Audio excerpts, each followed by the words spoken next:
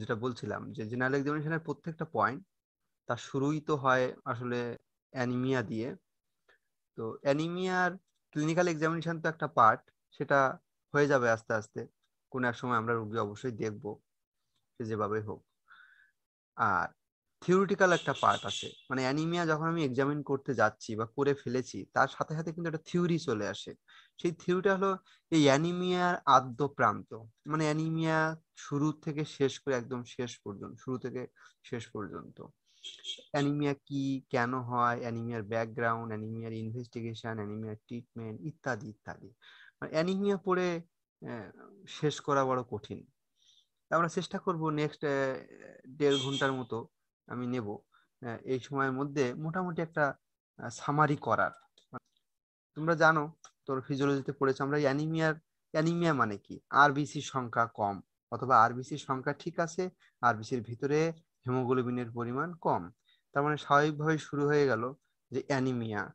Anaemia অ্যানিমিয়ার সাথে সম্পর্ক কার? RBC. তাহলে আমাকে এই আরবিসি সম্পর্কে একটু অল্প একটু জানতে হবে। আরবিসি মানে হচ্ছে রেড ব্লাড সেল ইরাইথ্রোসাইট। এটা তৈরি হয় হলো বোন ম্যারোতে। কত সপ্তাহে হয়, কি কি হয়, ওসব ফিজিওলজির ব্যাপার, এইসব বলে আমি এখানে আমার সময় নষ্ট করব না। আমি সেই সব কথাগুলোই বলবো যে কথাগুলো তোমাদের কাছে নতুন মনে হতে পারে বা একটু বলা উচিত। সেই সব কথাগুলো বলবো না যেগুলো তোমরা এমনি জানো অথবা এমনি পড়ে নেবে, এবং সেগুলো আমার মুখ দিয়ে বলা খুব বেশি দরকারও নাই। কত সপ্তাহ কোনটা হয়, কোন অর্গানে হয়, ওসব বলে ওরা তোমরা জানো। তার থেকে আমরা বরং আসি যে একটা আরবিসি আমি জাস্ট, আচ্ছা, এই পুরো জায়গাটা হচ্ছে বোন ম্যারো।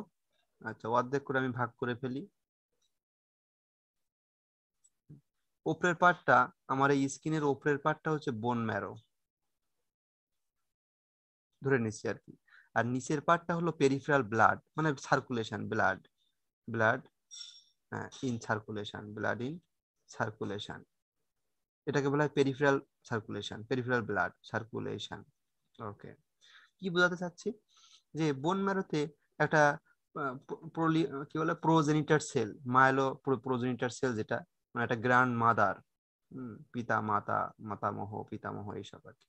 সেখান থেকে যখন একটা আরবিসি তৈরি হয়ে যায়, মানে ইম্যাচুর আরবিসি, একটা ইম্যাচুর আরবিসি মনে করো, এটা এখন ম্যাচুরেশন হবে।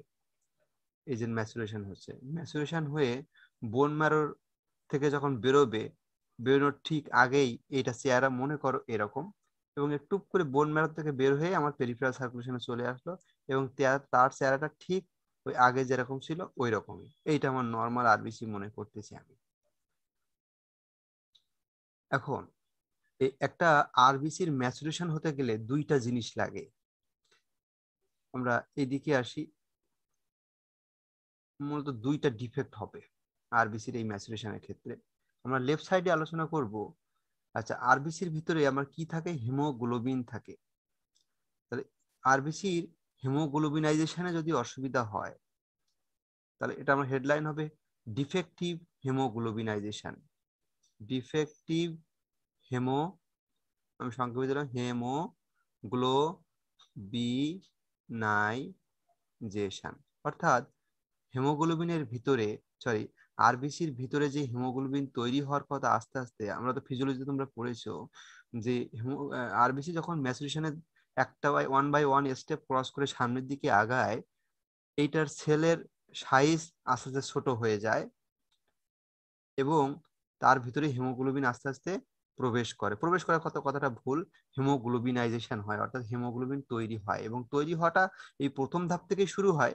এই ধাপে এসে হিমোগ্লোবিন তৈরি হওয়ার প্রক্রিয়াটা শেষ হয়, এবং এই যে হিমোগ্লোবিন তৈরি হওয়ার যে প্রক্রিয়া, এটাকে বলা হয় হিমোগ্লোবিনাইজেশন। আচ্ছা, তা এই হিমোগ্লোবিনাইজেশন যদি ডিফেক্টিভ হয় তাহলে কি হবে? হিমোগ্লোবিনাইজেশন যদি ডিফেক্টিভ হয়, তাহলে এইখানে যেটা সেলটা পাবো, সেই সেলটা ছোট হবে, এবং সেই ছোট্ট একটা সেল ব্লাডে প্রবেশ করবে। সেই সেলটা সাইজ হবে এরকম ছোট। এটাকে আমরা বলি মাইক্রোসাইটিক বা মাইক্রোসাইটোসিস।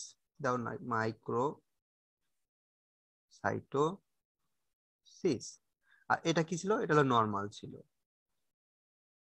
ঠিক আছে, মাইক্রোসাইটোসিস এখন কখন বলবো? আর তাহলে এ পাশে তো একটা ম্যাক্রোসাইটিসে চলে আসবে।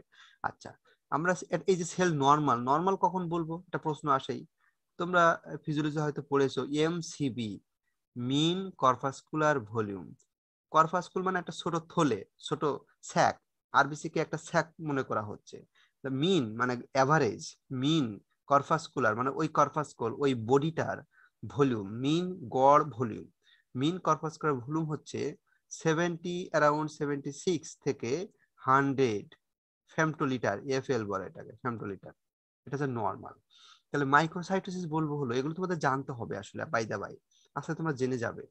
মাইক্রোসাইটোসিস হবে যখন এমসিবিটা লেস দ্যান 76 হবে, 76 ফেন্টোলিটার হবে, তখন তাকে আমরা মাইক্রোসাইটোসিস বলবো। তাহলে এখন আমরা আসি যে মাইক্রোসাইটোসিস একটা মানুষের কেন হতে পারে। দেখো, আমার হেমোগ্লোবিন তৈরি হওয়ার জন্য আমরা একটু এখানে আসি। হেমোগ্লোবিন এইটাতে দুইটা পার্ট আছে, একটা আছে হেম, আরেকটা আছে গ্লোবিন। এটা গ্লোবিউলার প্রোটিন, আসলে প্রোটিন। একটা প্রোটিন আছে আর একটা হেম আছে। এই হেম যেটা, এই হেম পার্টটা তৈরি হওয়ার জন্য আমাদের লাগে হলো যেটা, তার নাম হলো আয়রন। আর গ্লোবিনটা যেটা, সেটা তৈরি হওয়ার জন্য আমাদের গ্লোবিন প্রোটিন, এবং তার জন্য আহ, কি বলে আলফা বিটা চেইন আছে, অর্থাৎ গ্লোবিনের প্রোটিন আছে, প্রোটিনের যে অ্যামাইনো অ্যাসিড সিকোয়েন্স সেটা থেকে চেইন, চেইন মানে প্রোটিন, সরি, অ্যামাইনো অ্যাসিডের chain. These chain are called alpha chain and beta chain. Normal যে হেমোগ্লোবিন, নর্মাল হেমোগ্লোবিন, হেমোগ্লোবিন এ যেটা, সেখানে আলফা 2 এবং বিটা 2 থাকে। আমরা বাই দ্য ওয়াই পরে জানবো, সেখান থেকে আমরা থ্যালাসেমিয়ায়ও যাব। বলতে চাচ্ছিলাম যে হেমোগ্লোবিন, এই গ্লোবিন পার্টটা হচ্ছে একটা প্রোটিন, আর হেমোগ্লোবিন হেম পার্ট যেটা, সেটা তৈরি হওয়ার জন্য মূলত লাগে আয়রন। তাহলে যদি আমার আয়রনের ঘাটতি ঘটে, ঘাটতি হয় আমার শরীরে, অর্থাৎ আয়রন ডেফিসিয়েন্সি যদি হয়, আয়রন এভাবে লিখলাম, আয়রন যদি ডেফিসিয়েন্সি হয়, তাহলে আমার হিমোগ্লোবিনাইজেশনটা ভালো হবে না, অর্থাৎ হিমোগ্লোবিন তৈরি ভালো হবে না। তার মানে আমার সেলটা ছোট হয়ে যাবে। আর এই গ্লোবিন চেইনে যদি অসুবিধা হয়, তাহলে যে সমস্যাটা, তার নাম হলো আসলে থ্যালাসেমিয়া। থ্যালাসেমিয়া একটা বিগ চ্যাপ্টার, আমাদেরকে পরবর্তীতে আস্তে আস্তে এটা সম্পর্কে খুব ভালো ধারণা থাকতে হবে। 1 নাম্বার। তাহলে গ্লোবিন চেইনের প্রবলেম হলে বা গ্লোবিন সিনথেসিস প্রবলেম হলে আলটিমেটলি হিমোগ্লোবিন সিনথেসিস প্রবলেম হবে, এবং সেই কন্ডিশনটার নাম হয়ে গেল থ্যালাসেমিয়া। আর হেম যে পোর্শনটা, গ্লোবিন ভালো আছে আমার, কিন্তু হেম পোর্শনটাই আয়রন যদি ঘাটতি হয় আমার শরীরে, তাহলে হেম তৈরি হবে না, বাই দা বাই হিমোগ্লোবিন তৈরি হবে না, বাই দা বাই আমার মাইক্রোসাইটোসিস হবে। দুইটা, এই দুইটা আমরা খুব ভালো রকম বুঝি, বুঝতে কোনো অসুবিধা হয় না। আরেকটা আছে, তার নাম হলো সিডারোব্লাস্টিক অ্যানিমিয়া। সিডারোব্লাস্টিক অ্যানিমিয়া, তোমরা ফিজিওলজিতে অবশ্যই নামটা 2-1বার শুনে থাকবে, কিন্তু কিন্তু জিনিসটা খুব কঠিন, মানে বুঝতে একটু বিরক্তিকর লাগে, মনে থাকে না, কিন্তু সবাই মুখস্থ করে আর কি। What is sideroblastic anaemia? হ্যাঁ, যদি আমাকে প্রশ্ন করা হয় যে সিডারোব্লাস্টিক অ্যানিমিয়াটা কি, আমাকে যদি প্রশ্ন করা হয়, তা আমি না ওই ইংরেজিতে ভালো বুঝি না, পারি না, আমি বাংলা করে বুঝাই দেই সবসময়।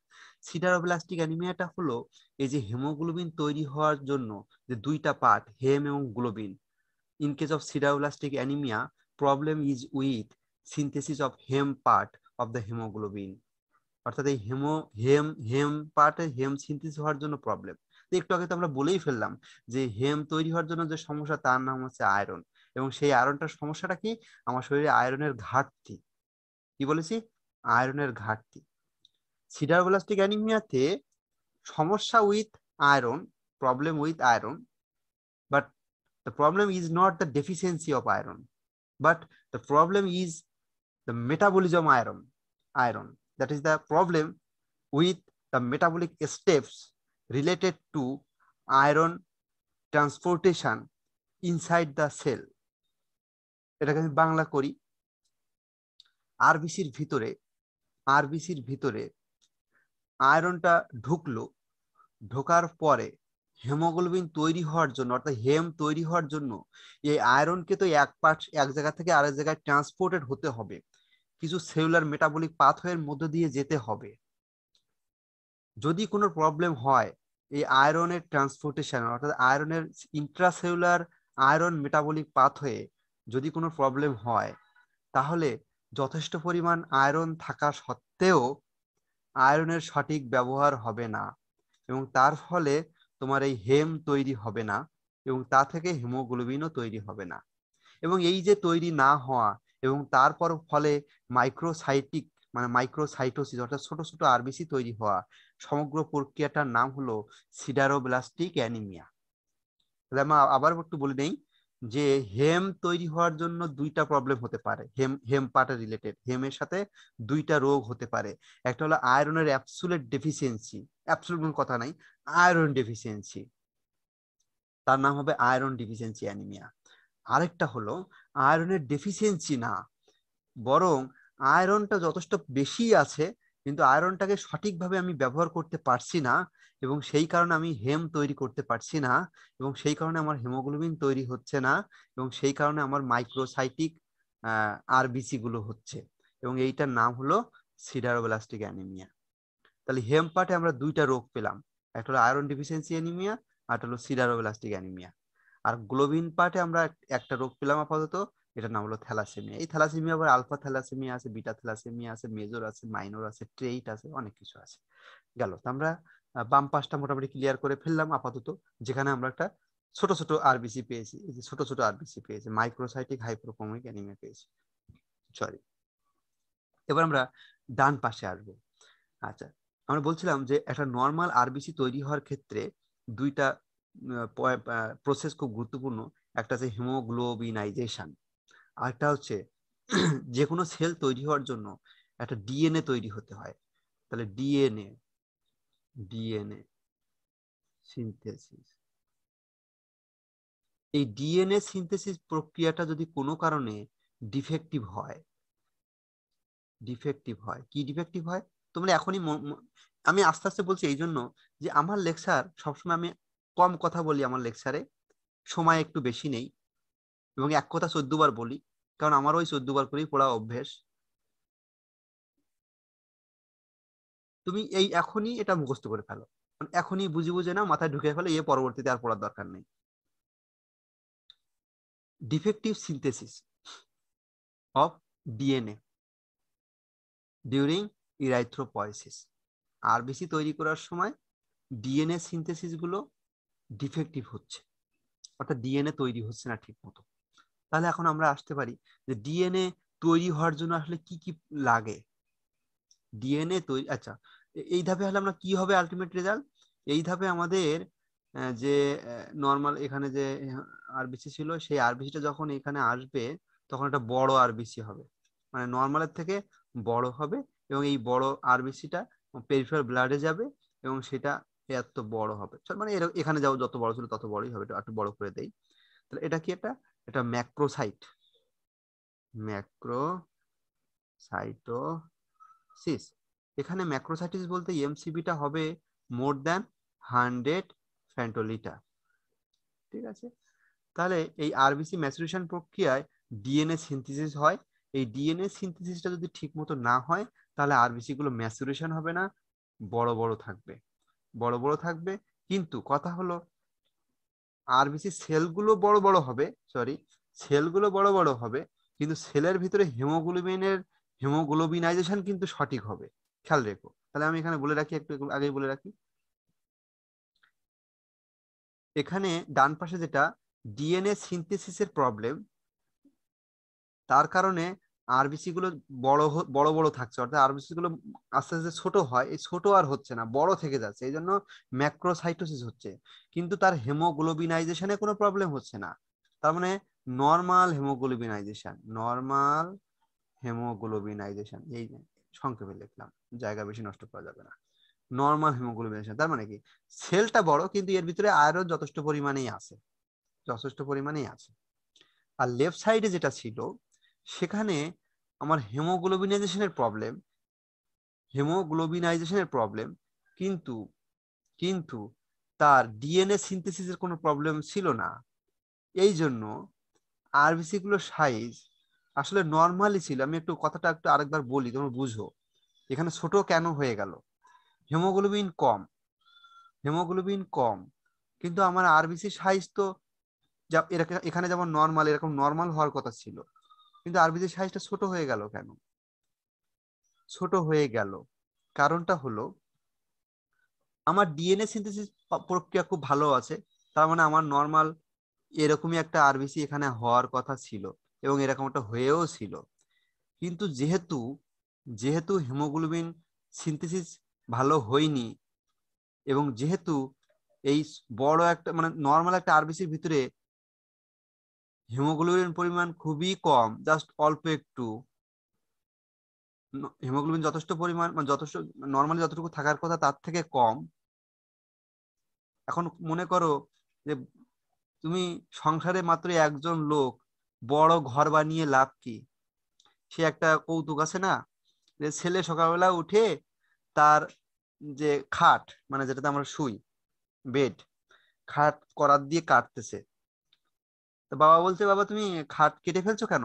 বলছে একা একা মানুষ, বড় খাট কি করব, তা খাট কেটে ফেলি।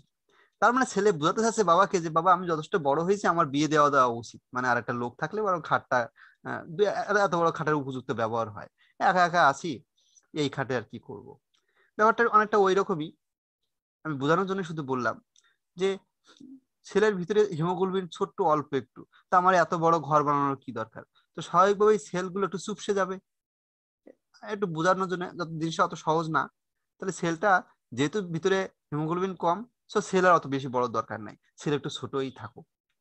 ওকে, এই জন্য মাইক্রোসাইটোসিস হচ্ছে, যদিও তার ম্যাচুরেশন ভালো আছে, কিন্তু ভিতরে হিমোগ্লোবিনের পরিমাণ কম, তাই সেলগুলো ছোট হয়ে যাচ্ছে। আর ডান পাশে আসি, ডান পাশে আমাদের ম্যাচুরেশন প্রবলেম, অর্থাৎ ডিএনএ সিনথেসিস হচ্ছে না, এই জন্য আরবিসি সাইজটা যথেষ্ট বড়, কিন্তু এই আরবিসি বড় একটা আরবিসি, অ্যাবনর্মাল আরবিসি অফকোর্স, এই অ্যাবনর্মাল আরবিসির ভিতরে হিমোগ্লোবিনের পরিমাণ কিন্তু নর্মাল, হিমোগ্লোবিনের পরিমাণ নর্মাল। তাহলে এখন আমরা একটু আসি যে ডিএনএ সিনথেসিস পাথওয়ের জন্য হলে কি কি লাগে, সেইগুলো যদি আমরা জানি তাহলে আমরা জেনে যাব যে ডিএনএ সিনথেসিস ডিফেক্টিভ মানে সেই সব পয়েন্টগুলোর ডিফেক্টিভ ব্যাপার স্যাপার। আসলে ডিএনএ সিনথেসিসের জন্য আমাদের মূলত লাগে মেইন দুটো ফ্যাক্টর। একটা হলো ফলিক বা ফোলেট অ্যাসিড, ফোলেট আমরা বলি সংক্ষেপে, ফোলেট বলতে পারো বা ফলিক অ্যাসিডও বলতে পারো। আরেকটা হলো ভিটামিন বি 12। এই দুইটা হলো আমাদের nutritional factor for DNA synthesis. এখন এমন কোনো প্রক্রিয়া যদি হয় আমার শরীরে বা কোনো মানুষের শরীরে, যে এই ফলিক অ্যাসিড বা ভিটামিন বি 12 ঘাটতি হয়েছে, কিন্তু সেই ঘাটতি হওয়ার জন্য তার নিউট্রিশনাল ডেফিসিয়েন্সি দায়ী না, অর্থাৎ আমি যথেষ্ট পরিমাণেই ফলিক অ্যাসিড বা ভিটামিন বি 12 খেয়েছি, কিন্তু আমার শরীরে এই ফলিক অ্যাসিড বা ভিটামিন বি 12 ঠিক মতো কাজ করেনি, অর্থাৎ এই কাজ না করার পেছনে আরো কয়েকটা পয়েন্ট থাকতে পারে। তাহলে আমি বলি যে এমন কোনো ড্রাগ অথবা একটা সাইটোটক্সিক এজেন্ট অথবা কোনো chemical that may impair the effective use of folic acid or vitamin B 12 in the process of erythropoiesis। অর্থাৎ আরবিসি তৈরি করার ক্ষেত্রে ফলিক অ্যাসিড এবং ভিটামিন বি 12 এর যথাযথ ব্যবহার করার যে প্রক্রিয়া, সেই প্রক্রিয়া যদি কোনো কারণে বাধাগ্রস্ত হয়, তাহলেও তো আমার ডিএনএ সিনথেসিস ডিফেক্টিভ হবে। এখন সেই প্রক্রিয়া বাধাগ্রস্ত করতে পারে অনেকেই, আমরা খুব বেশি জানবো না, অল্প একটু জানবো। একটা হলো ড্রাগ। এই ড্রাগের মধ্যে যে ড্রাগগুলো এই ফলিক অ্যাসিড এবং ভিটামিন বি 12 এর মেটাবলিজমকে ডিফেক্ট মানে প্রবলেম করে দেয়, তাদেরকে বলা হয় এন্টি মেটাবোলাইট। কি? Anti metabolite, LIT। ওকে, একটা মাত্র ড্রাগের নাম জানো, মাত্র একটা, তার নাম হলো মিথোট্রিক্সেট, আমরা সংক্ষেপে লিখি MTX। মিথোট্রিক্সেট এটা হলো একটা সাইটোটক্সিক ড্রাগ। এটা আমরা অটো ইমিউনো ডিজিজে খুব হরহামেশা ব্যবহার করি, বিভিন্ন অটো ইমিউনো ডিজিজ যেমন রিমাটয়েড আর্থ্রাইটিস, সিস্টেমিক SLE যেটা সিস্টেমিক লুপাস এরিথ্রোমেটাসাস, হ্যাঁ, এরকম জায়গায় আমরা এটা ব্যবহার করি। ওকে, তাহলে আমরা দুইটা পয়েন্ট জানলাম, একটা হলো নিউট্রিশনাল ডেফিসিয়েন্সি অফ ফোলেট অথবা ভিটামিন বি 12, আর একটা জানলাম যে তোমার একটা ড্রাগ জানলাম। আরেকটা হলো খুব তোমাদের জন্য একটু কঠিন হয়ে যাবে, কিন্তু জানতে তো হবেই, সেটা হলো MDS। এমডিএস হচ্ছে myelodysplastic syndrome. Myelo means bone marrow, syndrome মানে তো সিমটম কমপ্লেক্স, ডিসপ্লাস্টিক মানে ডিসপ্লাসিয়া মিনস অ্যাবনর্মালিটি বা abnormalcy from the normalcy, normal থেকে অ্যাবনর্মাল হওয়া। শব্দগুলো জানতে হবে, নর্মালসি থেকে অ্যাবনর্মালসি, এটাকে বলা হয় dysplasia, something different from the normalcy. ওকে,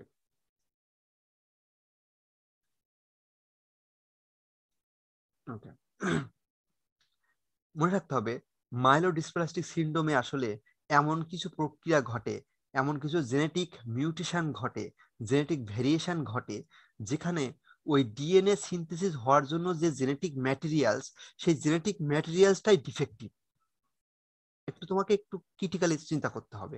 আমরা ডিএনএ সিনথেসিস জন্য বলছিলাম যে ফলিক অ্যাসিড আর ভিটামিন বি 12 লাগে, আর এই ভিটামিন বি 12 ফলিক অ্যাসিডে যদি মেটাবলিজমকে ডিস্টার্ব করে, তার নাম হলো একটা কিছু ড্রাগ, এইসব কারণে ডিএনএ সিনথেসিস ডিফেক্টিভ হতে পারে। আর এখন বলছি ডিএনএ সিনথেসিস হওয়ার জন্য যে জেনেটিক ম্যাটেরিয়ালস, যে জেনেটিক মেশিনারি সিস্টেম, সেই মেশিনারি সিস্টেমটাই ডিফেক্টিভ হয়ে গেছে due to some genetic mutation. এইটার নাম হলো মাইলোডিসপ্লাস্টিক সিনড্রোম। তাহলে তুমি মাথায় গেঁথে রাখো যে মাইলোডিসপ্লাস্টিক সিনড্রোমে আমরা কিন্তু বড় বড় আরবিসি পাবো। সুতরাং তুমি যখন কজ বলবে পরীক্ষা হলে, আমরা যখন পরীক্ষায় তোমাকে নিব বা তোমাকে নেওয়া হবে, সেখানে অ্যানিমিয়ার যে ক্লাসিফিকেশন, বিভিন্নভাবে এই প্রশ্নগুলো চলে আসবে। তুমি মেগালোব্লাস্টিক অ্যানিমিয়ার কারণ বলো, তুমি স্বাভাবিকভাবে মেগালোব্লাস্টিক অ্যানিমিয়ার কারণ হিসেবে প্রথম দুইটা ভালোভাবে বলতে পারবে আশা করি। একটা হচ্ছে ফলিক অ্যাসিড আর ভিটামিন বি 12 ডেফিসিয়েন্সি। এই ফলিক অ্যাসিড আর ভিটামিন বি 12 ডেফিসিয়েন্সির আবার অনেকগুলো কারণ আছে। এটা সে শুধু যে নিউট্রিশনাল ডেফিসিয়েন্সি, মানে আমি যে খাচ্ছি খাওয়াতেই যে ঘাটতি, এর জন্যই ফলিক অ্যাসিড ডেফিসিয়েন্সি আছে তা না। আমি ফলিক অ্যাসিড বা ভিটামিন বি 12 যথেষ্ট পরিমাণ খাচ্ছি, কিন্তু আমার জিআই ট্র্যাক্ট থেকে অ্যাবজর্পশন হচ্ছে না, সেই আলোচনা আমি এখন যাব না, কারণ আমার অ্যানিমিয়ার বক্তব্য শেষ হবে না। অর্থাৎ এখানে তুমি পড়াশোনা করে নিও। এখন এরকম ক্লাস বলতে বলতে তুমি যদি শেষে একটু এমডিএস বলতে পারো, তাহলে তোমার টিচার মানে মানে হিমালয় সমান খুশি হবে যে তুমি মাইলোডিসপ্লাস্টিক সিনড্রোম বলতে পেরেছো as a cause, for the cause of megaloblastic anemia and being a undergraduate student. কারণ মাইলোডিসপ্লাস্টিক সিনড্রোমে মেগালোব্লাস্টিক অ্যানিমিয়া হয় জিনিসটা তো আমরা জানি, কিন্তু এই জানাটা, এই ব্যাখ্যা, এই ব্যাকগ্রাউন্ডটা আমার আন্ডার গ্রাজুয়েট স্টুডেন্ট জানে কিনা, বা তাকে তার জন্য জানাটা একটু কঠিন হতে পারে। কিন্তু কঠিন লাগছে কি? আমার মনে হয় না। আমি বলেছি যে মাইলোডিসপ্লাস্টিক সিনড্রোমে মেগালোব্লাস্টিক অ্যানিমিয়া হয় due to defect in the DNA synthetic process, DNA synthesis related gene mutation. অর্থাৎ ডিএনএ সিনথেসিস করার জন্য যে জেনেটিক ম্যাটেরিয়াল, সেইখানে মিউটেশন হয়ে গেছে। তো ওকে তুমি যতই ফলিক অ্যাসিড ভিটামিন বি 12 খাও না কেন, ওর আর কাজ হবে না। ওকে, আমি এই আলোচনা থেকে আর একটু বলে দেই। তাহলে আমরা এখানে মোটামুটি শেষ করে ফেলেছি। এখন এই যে মাইক্রোসাইটোসিস পেয়েছি, অর্থাৎ বড় বড় আরবিসি পেয়েছি, এই আরবিসি পাওয়ার জন্য আমরা উপরে মাত্র 3টা কারণ বলেছি। এই 3টা কারণই যথেষ্ট। এখন আরো কিছু কারণ আছে, যে কারণগুলো আসলে এই বোন ম্যারো রিলেটেড না, অন্য কোনো কিছু কারণ আছে যেখানে আরবিসি গুলো বড় হয়। আমি আর একটু ভেঙে বলি। আমি এখন যে কারণগুলো বলবো, সে কারণগুলো আগে বলে নেই, আগে লিখে নেই, তারপর বলছি। ইনক্রিজ প্লাজমা লিপিড, আগে শুধু আমি বলে নেই, তুমি পড়ে নাও। মনে রাখো যে প্লাজমা লিপিড মানে আমাদের শরীরে লিপিডের পরিমাণ যদি বেড়ে যায়, হ্যাঁ, ব্লাড লিপিডের, প্লাজমা লিপিডের পরিমাণ যদি বেড়ে যায়, তাহলে আরবিসি গুলো বড় হয়ে যায়। কিভাবে হয়ে যায়? দেখো, আরবিসি একটা তো সেল মেমব্রেন কন্টেনিং একটা আরবিসি, একটা সেল মেমব্রেন আছে। আমরা জানি যে সেল মেমব্রেনে তো লিপিড থাকে। সেল মেমব্রেনে কি থাকে? লিপিড বাইলেয়ার থেকে। এটা তো আমরা সেই মনে হয় ইন্টারমিডিয়েট থেকেই জানি, সবাই অবশ্যই জানি। তাহলে আমার শরীরে, আমার ব্লাডে, আমার প্লাজমাতে যদি লিপিডের পরিমাণ বেড়ে যায়, তাহলে ধরে নেওয়া যেতে পারে খুব সহজভাবে যে এই বেড়ে যাওয়া প্রোটিন, লিপিড, এই লিপিড বাইলেয়ারের মধ্যে জমে যাবে এবং আমার আরবিসিটা একটু বড় দেখা যাবে। খুব সহজ। আমি কি বলেছি? আমার প্লাজমাতে যদি লিপিডের পরিমাণ বেড়ে যায়, তাহলে এই লিপিডগুলো আরবিসির এই মেমব্রেনের গায়ে ডিফিউশন হয়ে হয়ে ওখানে গায়ে গায়ে লেগে যাবে, তাতে করে আমার আরবিসিটা নর্মালের থেকে একটু বেশি বড় দেখা যাবে। ওকে, তাহলে plasma high level of plasma lipid due to any cause may cause microcytosis. তাহলে দেখো, এই যে বড় একটা আরবিসির গল্প আমি এখন বললাম, এই আরবিসিটা কি জন্ম থেকে বড় ছিল? অর্থাৎ যখন এই বোন ম্যারো থেকে যখন বেরোচ্ছিল তখন কি সে বড় ছিল? না, তখন সে নর্মাল ছিল, জাস্ট লাইক দিস ওয়ান। এই নর্মালের মতো এখানে নর্মাল ছিল, কিন্তু ঘটনাক্রমে বৈরী পরিবেশের কারণে এই নর্মাল আরবিসির গায়ে চর্বি লেগে গেছে।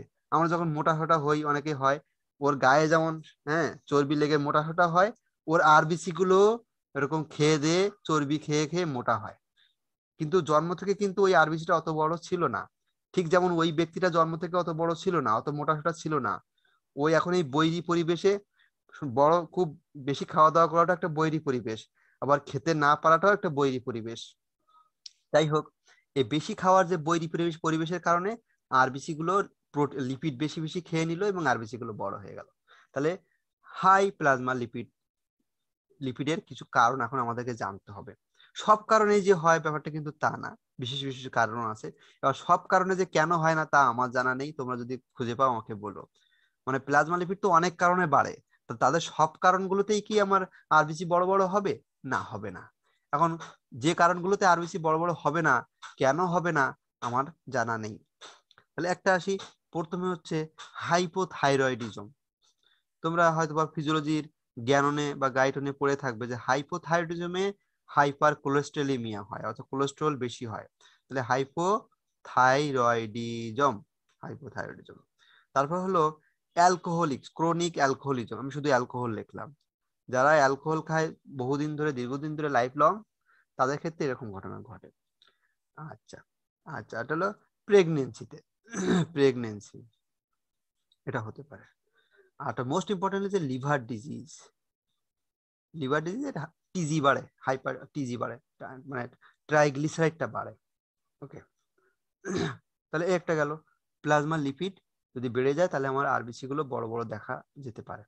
আরেকটা পয়েন্ট যেখানে তুমি ম্যাক্রোসাইটোসিস পাবে, তার নাম হলো রেটিকুলোসাইটোসিস। অর্থাৎ আমার পেরিফেরাল ব্লাডে নর্মালি লেস দেন 2% রেটিকুলোসাইট পাওয়া যায়। রেটিকুলোসাইট গুলো কিছুই না, আরবিসির একটা immature stage, the stage just before releasing from the bone marrow environment. এই যে এখানে যে আমরা অনেকগুলো স্টেপ দেখাচ্ছিলাম, এখান থেকে এই স্টেপটাই হচ্ছে একটু একটু বড়, নর্মালের থেকে একটু বড়। এটার নাম হলো রেটিকুলোসাইট। রেটিকুলোসাইট নর্মালি ব্লাডে রেটিকুলোসাইট পাওয়া যায়, তবে সেইটার পরিমাণ হবে লেস দ্যান 2%। এটা কিন্তু must to know, less than 2%।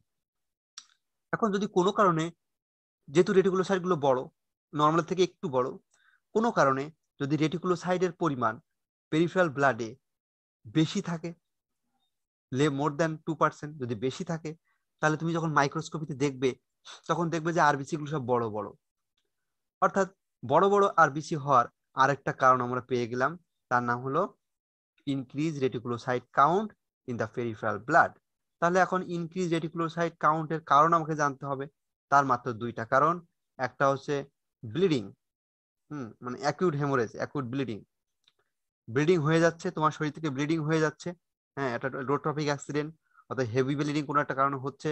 সার্জারিতে হতে পারে, মেনোরেজিয়াতে হতে পারে। মেনোরেজিয়া মানে ইনক্রিজ মেনস্ট্রুয়াল ব্লাড। হ্যাঁ, তাহলে কোনো কারণে যদি ব্লিডিং হয়, আমার শরীরে যখনই ব্লিডিং হবে উইদিন 24 আওয়ার্স আমার একটা কম্পেনসেটরি মেকানিজম ডেভেলপ করে যাবে, যেখানে আমার বোন ম্যারো খুব দ্রুত আরবিসি তৈরি করবে এবং ইম্যাচুর আরবিসি গুলো প্রয়োজনের সাপেক্ষে বোন ম্যারো থেকে পেরিফেরাল ব্লাডে রিলিজ হবে। তার মানে immature RBC, that means the reticulocyte in high amount, in high count will be found in peripheral blood. ঠিক আছে, ব্লিডিং। আরেকটা হলো, মাত্র দুইটা কারণ, দুটা জানতে হবে। আরেকটা হচ্ছে হেমোলাইসিস। হেমোলাইসিস হেমোলাইসিস হচ্ছে আমার শরীর থেকে ব্লাড বাইরে যাচ্ছে না, মানে ব্লিডিং হচ্ছে না, আমার শরীরে আছে বটে, কিন্তু আরবিসি গুলো ভেঙে যাচ্ছে। আমার সার্কুলেশন, অর্থাৎ এটা হলো ব্লাড ভেসেল, এটা যদি আমার ব্লাড, সমগ্র ব্লাড ভেসেল, আমার পুরো বডির এটাই এটাই হলো আমার ব্লাড ভেসেল, এখানেই আমার সব আরবিসি গুলো আছে। এই আরবিসি গুলো ভেঙে যাচ্ছে, ভেঙে যাচ্ছে। তাহলে ভেঙে যাওয়া আরবিসি দিয়ে কোনো লাভ হবে? সুতরাং একটু আগে যেমন বললাম ব্লিডিং এর ক্ষেত্রে যে কম্পেনসেটরি মেকানিজম অ্যাক্টিভেট হয়ে যাবে উইদিন 24 আওয়ার্স, হেমোলাইসিসের ক্ষেত্রেও একই ঘটনা ঘটবে। কম্পেনসেটরি মেকানিজম অ্যাক্টিভেটেড হয়ে যাবে, আমার ইম্যাচিউর আরবিসি গুলো বোন ম্যারো থেকে পেরিফেরাল ব্লাডে আসবে, তখন আমার রেটিকুলোসাইট কাউন্ট বেশি হবে, আমি বড় বড় আরবিসি পাবো। সুতরাং ম্যাক্রোসাইটোসিসের অ্যাজ ইউজুয়াল মাইক্রোসাইটোসিসের মতো কিছু কারণ তো উপরে আমরা পেয়েছি। কোথায় পেয়েছি? এগুলো পেয়েছিলাম। ওকে। আর ম্যাক্রোসাইটোসিসে আরো কিছু কারণ আমরা পেয়ে গেলাম। এর মধ্যে পেলাম প্লাজমা লিপিডের পরিমাণ বেড়ে গেল, একটা গল্প। আর একটা হলো রেটিকুলোসাইট যদি কোনো কারণে বেড়ে যায়, যেমন ব্লিডিং অ্যান্ড হেমোলাইসিস।